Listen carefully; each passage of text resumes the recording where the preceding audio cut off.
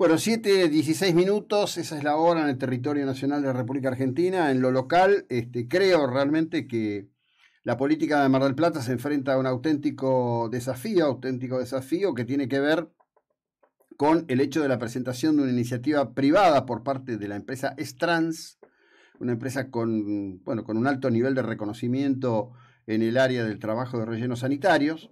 Es una iniciativa privada, los invito a los que quieran leer y compartir nuestro artículo central que está referido a ese tema y al contexto en el que esto se desarrolla, que prevé una inversión por parte del presentante del orden de los 2.500 millones de pesos, que tiene como objetivo decir, bueno, miren, nosotros acá estamos, tenemos esta tecnología, nosotros manejamos esta experticia, además estamos dispuestos a poner dinero en Mar del Plata. Cuando le pregunté por esto el día viernes, al concejal Taccone dijo, bueno, no sé si es conveniente porque hay un pliego. No, el pliego todavía no está. El pliego no está. Lo que hay es hay un pliego presentado por el Ejecutivo a ser discutido en el Consejo Deliberante, del cual el propio Taccone dijo que tiene reservas, dudas, inquietudes y quiere modificaciones. ¿Cómo es la situación? Bueno, Estrans es, como dije, una operadora con mucha historia, que se siente discriminada de Mar del Plata, que siente que ha recibido mensajes negativos al respecto de esta cuestión, y que entonces da una vuelta de tuerca y dice, bueno, está bien, yo no me siento confiado en que pueda haber un trato equitativo por parte de la administración al respecto de la licitación, vengo y te traigo esto. ¿Cuál es el tema? Bueno, la ley de iniciativa privada es muy clara. La administración, el Ejecutivo actual, tiene tiempos para tratarla. Tiene que resolver al respecto. Podría resolver que no le interesa. Ahí se va a judicializar inmediatamente toda la cuestión. El tema de cómo está construido va a llevar a que se judicialice en algún momento todo esto. Lamentablemente para nosotros, porque la ciudad no ha hecho más que retroceder. Y hay quienes dicen con criterio que en verdad, en toda la provincia de Buenos Aires, Mar del Plata es el único lugar que tiene un conflicto permanente con la disposición final de residuos. Permanente. Como que es una especie de rémora de la que ninguna administración logra terminar sacando la cabeza afuera de la basura, para ser claro de lo que estamos hablando. Por otro lado, el viernes, fin de semana, hubo elecciones en varias casas de altos estudios en Mar del Plata.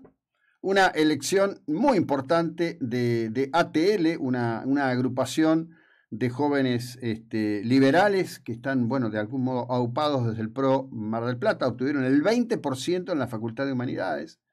Dicen que las caritas, de Cerillo y de Romanín eran para reírse un rato. Nunca, creo que en su cabeza pasó, ellos creen que eso es un gueto. Y es un gueto de izquierda,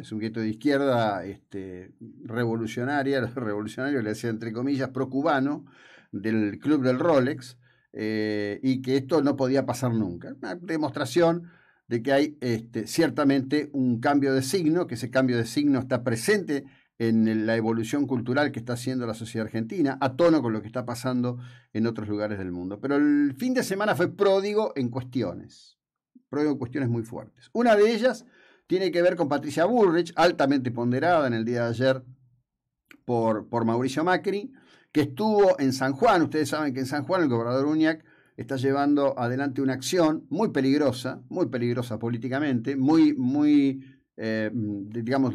un gran ir para atrás, ¿no? Que es eliminar las PASO y habilitar la ley de lemas en la provincia. La ley de lemas es una trampa democrática, es absolutamente antidemocrático el esquema. Bueno, allí estuvo Patricia Bullrich con el senador Cornejo, se han mostrado juntos, algunos creen que hasta es la insinuación de una fórmula, que la fórmula podría ser Bullrich-Cornejo, lo cual incluiría en el esquema de Patricia, presidenta del PRO, una pata radical importante. Hay que decir que la característica política de los mendocinos, más allá de su pertenencia, radicales, conservadores, PRO, etcétera, es de una dirigencia política mucho más comprometida con la buena administración que el resto del promedio de las provincias argentinas. Bullrich decía esto. No nos van a correr, ni en San Juan, ni en la Nación. No nos van a correr. Vamos a ganarle las elecciones en la cancha que nos pidieron. Vamos a ganarle en esa. A todos los argentinos que quieren un cambio, es a los que les estamos hablando. No le hablamos al poder. Le hablamos a la sociedad que está en cada rincón del país, nos paren, nos dicen por favor, no abandonen la lucha. Y acá, desde San Juan, les decimos a todos los sanjuaninos, a todos los argentinos, que no solo no abandonamos la lucha, sino que vamos a generar un cambio tan profundo que los argentinos van a recordar ese cambio como el cambio que les dio paz, tranquilidad, bienestar. ¡Vamos a pelearla! ¡Vamos a pelearla con Alfredo, con Nelson, con Marcelo! ¡Vamos! ¡Vamos con fuerza! Bueno, esta era Patricia Bullrich en San Juan, junto con el senador Cornejo. No es la primera vez que se muestran juntos. Realmente fue muy fuerte la presencia de ellos allí. Este es un esquema que yo creo que va a funcionar mucho, esta interacción de dirigentes con mucho predicamento, construido desde el escenario tan importante siempre que es Capital Federal. Pero del otro lado de la cordillera están pasando cosas. Allí el presidente Boric, que atraviesa una serie de crisis ininterrumpidas de su gobierno, en donde ha tenido que ir y venir con las decisiones, que en el día de hoy sufre la pérdida de otro funcionario, una funcionaria concretamente por discrepancias muy fuertes con Boric, que renuncia, está en una controversia absolutamente estúpida e innecesaria con el Estado de Israel. Doy contexto. El tema es así. Israel envía un nuevo embajador a Chile. Llega ese nuevo embajador en el escenario del momento en que éste tiene que presentar sus cartas credenciales ante el Palacio de la Moneda. Se produce una serie de hechos en donde muere un capitán de las Fuerzas Armadas de Israel y mueren 2 palestinos, y en una acción muere un joven de 17 años. Cuando se tiene que producir el hecho institucional, que es que el embajador se presenta sus cartas credenciales, el presidente de la nación lo recibe, Boric dice que no es el momento, que ha muerto un niño en Palestina y que este no es el momento. Esto implica o salta a una controversia, obviamente con las instituciones judías de Chile, salta a una controversia con el Estado de Israel, se produce un foco de tensión, y tratando de explicarse en ese foco de tensión, Gabriel Boric, presidente de Chile, dice esto. Presten atención a lo que dice, porque lo que dice es realmente preocupante.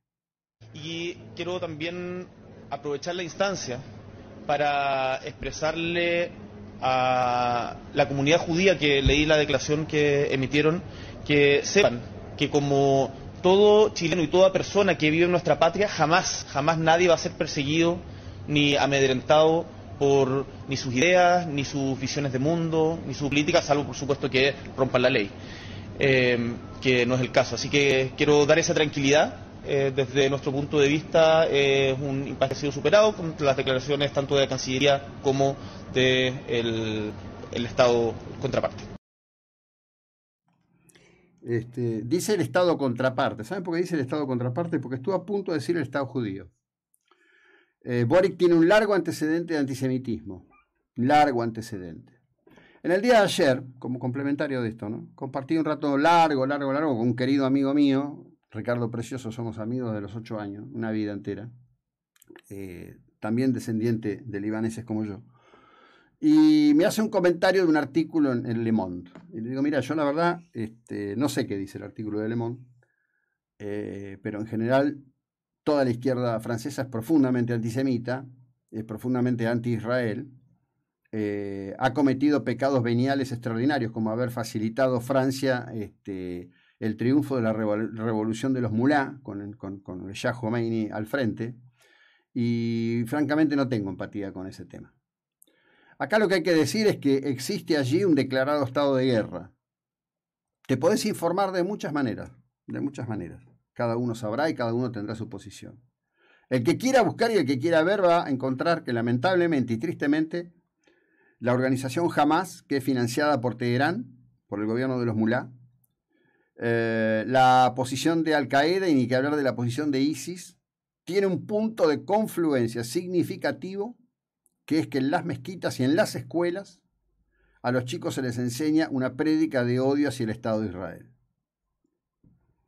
¿Todo lo que hace Israel está bien? No, seguramente que no, es obra de los hombres.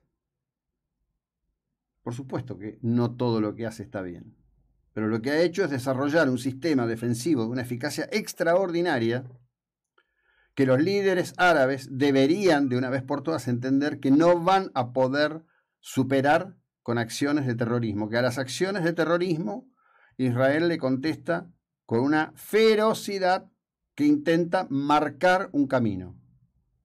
Con respecto de 2 jóvenes que estuvieron involucrados en una serie de hechos entre los cuales llegó a la muerte de un capitán del ejército de Israel, el precio que se paga después es que ingresan las tropas israelíes y demuelen las casas de esas personas.